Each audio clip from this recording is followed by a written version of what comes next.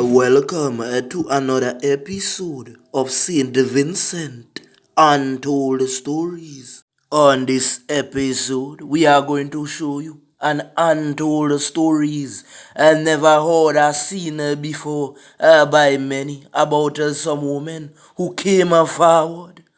Big ups to all of my subscribers. And if you are new to the channel, hit the like button, the subscribe button, and hit the bell icon immediately.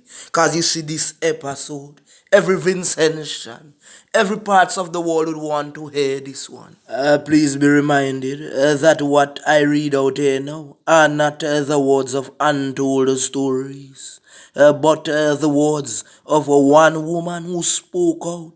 A Toronto-based human rights lawyer said that a certain big man did some stuff to her at his mansion. I am not going to call any names of those involved. So I would tell you where you can go and read that article for yourself.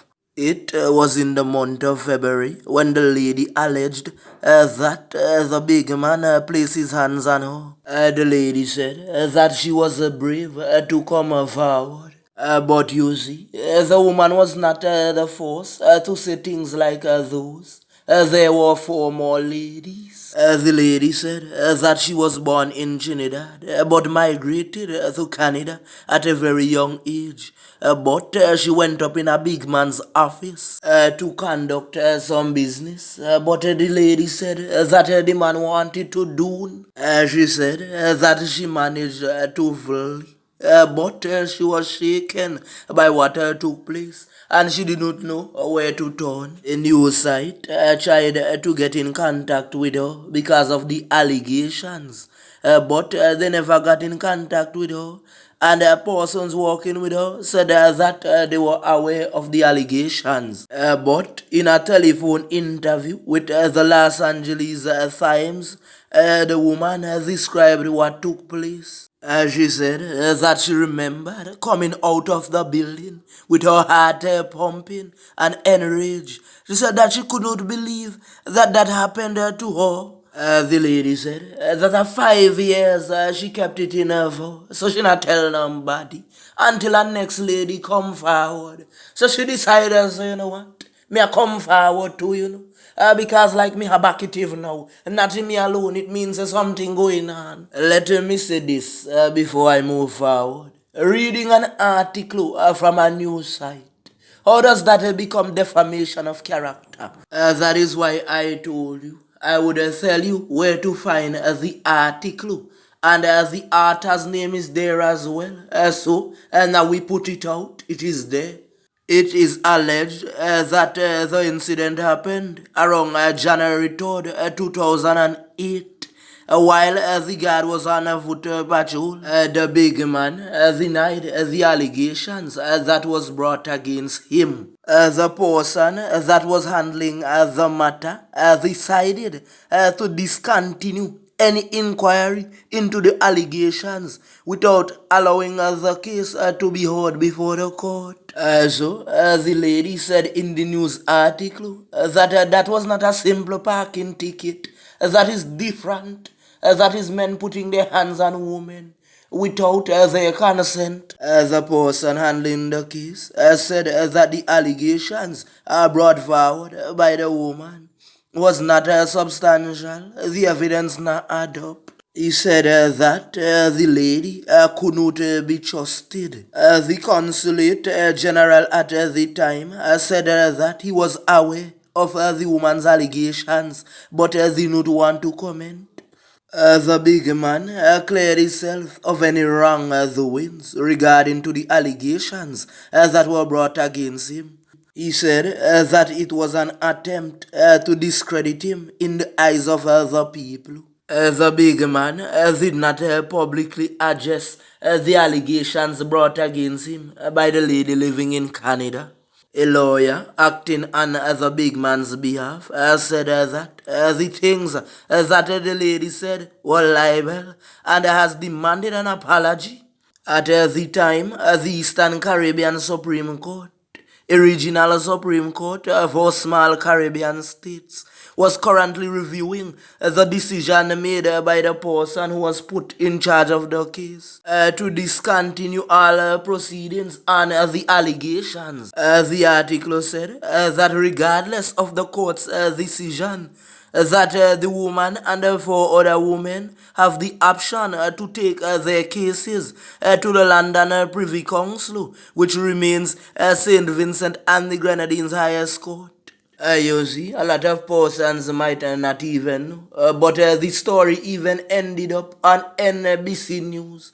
International thing we are talking about, you know. You see, on matters like these, I'ma leave the persons to go through the story and tell us what they think about it. You see, in St. Vincent, things are handled differently. From the observation, it looks like that a big man might not be able to step foot on Canadian soil.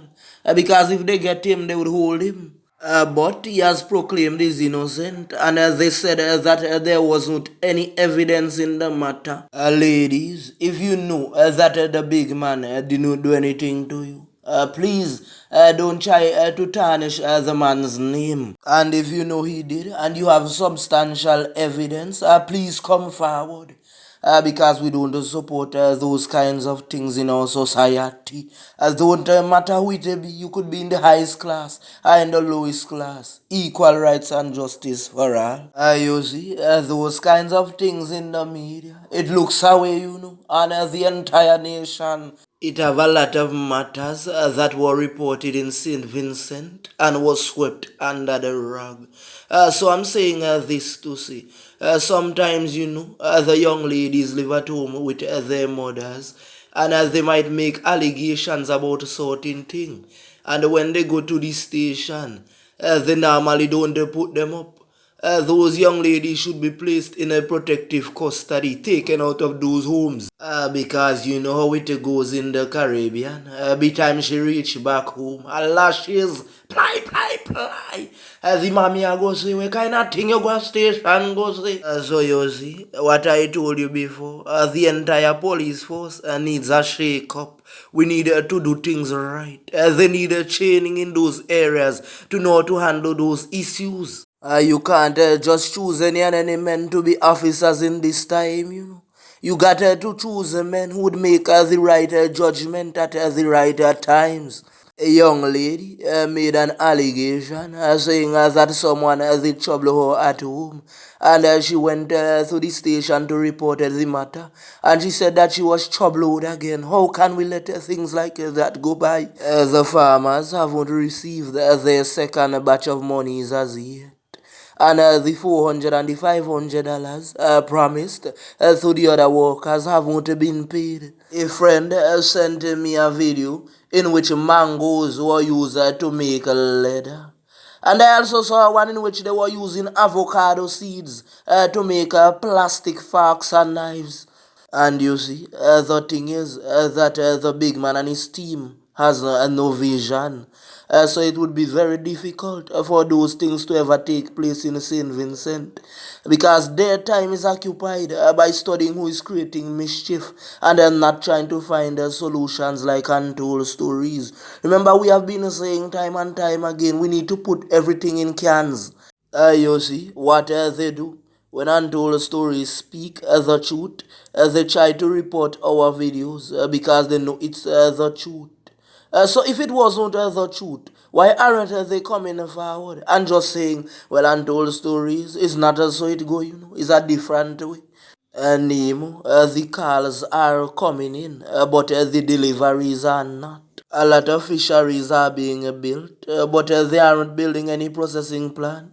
All of our agricultural produce are being exported as raw material, and the farmers have to sell their produce for little to nothing. Just recently I stepped into a supermarket and saw two slices of pine for $5. Two slices. The Americans and the Chinese are putting everything in cans. St. Vincent, we need jobs. We need to start canning everything. Every day, persons are reaching out to untold stories for assistance. Well, we help whenever we can, and sometimes we reach out to persons to assist. Those that we assisted and those that we always stick to our words. As I told you before, we don't make promises. When they reach out to us, we try to help them as much as we can. And I want to big up all the donors who send their things and so forth. Well, Mr. Big Man, they are saying that it is time for you to pass on the baton. It is time, definitely. If you notice in the video that we uploaded with Rufus, he was saying that every Friday farmers used to be in town celebrating because most youths and men back then were independent. But you have set up the place in a way trying to make everyone dependent on you. And when they don't follow your rules and they don't want to be dependent on you, you try to block them. And you see, that is why sometimes some of the allegations are brought against you. The people have to believe because look at the way you are operating, especially with persons like Bigger Bigs and Otto Sam. So when certain women speak, persons would believe them. The house that was given to Gemma would like the relevant authorities to conduct an investigation and tell us where those monies came from to construct that house. Because there are people under extreme poverty that are in need of homes that are not being given to them. So we want them to investigate all the funds that are being spent to know if there is any mismanagement of any funds, because you can't take funds and use it for personal use. Say for example, if I have a side chick, I cannot use the company's funds to build a house for her. I got to use that out of my personal pocket. Or if I have an outsider child, I cannot use those funds either. I must fend for my child. This country needs a proper fix up. With that being said, we just want to big up everyone in St. Vincent and the Grenadines, the regional islands and the international countries who are supporting and praying for us during these difficult times. We thank you.